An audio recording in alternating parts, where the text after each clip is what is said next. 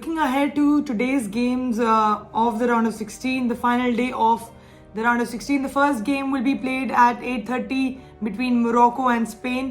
Morocco, the only African team left in this competition, will face Spain, the giants of Europe.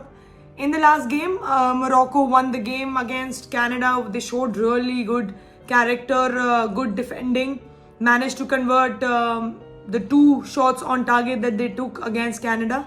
And in that game, Morocco had taken early lead. They scored two goals. First goal was scored by Ziyech in the 4th minute. In the 23rd minute, and Nasari doubled that lead. Canada did get a goal back, but it was eventually given as an own goal for Aguerd. Defensively, I think Morocco looked solid, and they created a lot of chances. Ziyech looked good. Hakimi also got an assist in that game. So the defense looks good and strong.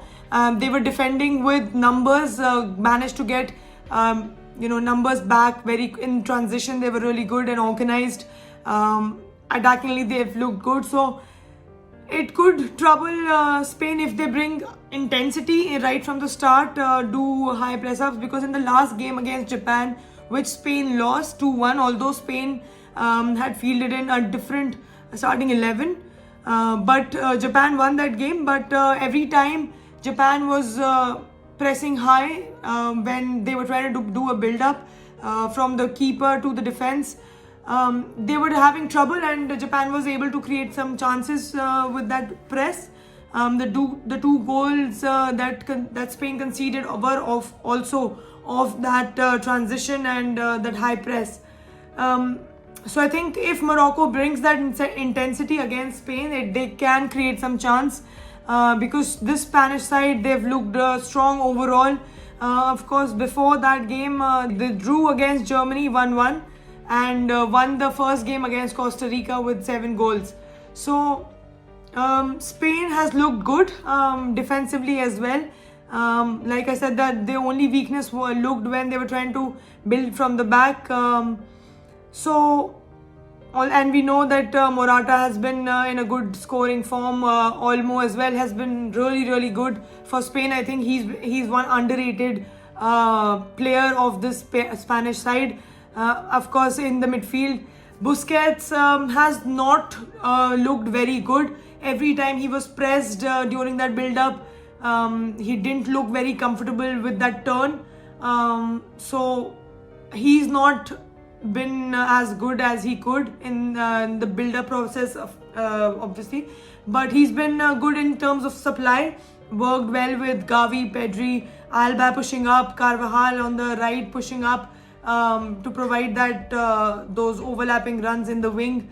Rodri and Laporte have looked solid in the defense, along with Unai Simons, who's looked good. He's not been tested a lot, but I don't think he had a great match last time. But the defense is good, so it could go anywhere. This could be a really good match to watch. Very exciting for sure. And I am trying to, because we've not seen an upset yet in this round of 16. I would love to see an upset from Morocco to make the African side go further in the tournament to the quarterfinals. It will be obviously a very big task for Morocco, but let's see. It's going to be a fun game to watch for sure. The other game is between Portugal and Switzerland. I think this would be a very exciting match as well, where Portugal come off from a loss against South Korea in their final group game, where Portugal had not started with Bruno Fernandes. In fact, he didn't come on as a substitute as well, who's been the main guy for Portugal, who's created a lot of goals. He's got on the score sheet as well in the game against Uruguay, which they won 2-0, and they'd also won against Ghana in the group stages 3-2. So, and for talking about Switzerland, Switzerland showed a very good game against a very good looking Serbia. A strong looking Serbia, where the game could have gone either way, but Switzerland showed their class. I think for them, Akanji has been really strong at the back. Freuler got that goal for Switzerland, and Shaka Shaqiri looking good. Shaka's looking in a good form, has provided assists as well as he scored a goal as well. Shaqiri got that goal against Serbia in the last game. Mbolo again has been on the score sheet a couple of times for Switzerland during these group stages. Vargas as well provided an assist in the last game. So it could be a strong Switzerland team for Portugal to beat. Although we know in Portugal, Bruno Fernandes is looking in his prime, looking his best. Silva as well in there. Pepe played the last game as well, and he's looked stronger. I think he should continue, and he would. I think Santos would play him, would want his experience in this game against Switzerland, and he's looked strong. Along with Diaz, Cancelo and Dalot, I think he had a good game, very good game in the last match. He provided an assist also in that game. And he was just, I think it was only in the last game that he started for Portugal.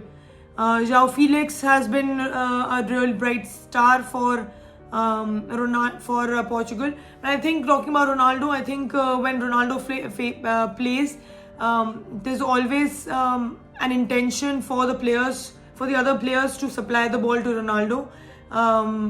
But I think Carvalho and Neves would have to play a more attacking role and push up a little bit more. Silva, of course, has been involved. I think he's got an assist so far in this World Cup, but hasn't come on the score sheet yet. So it will be a good match to watch for sure. Very exciting one. So both the matches are going to be very interesting. I think this could, Portugal, Switzerland could go into extra time as well, because the defense of both the teams are good, and it'll be difficult to score goals.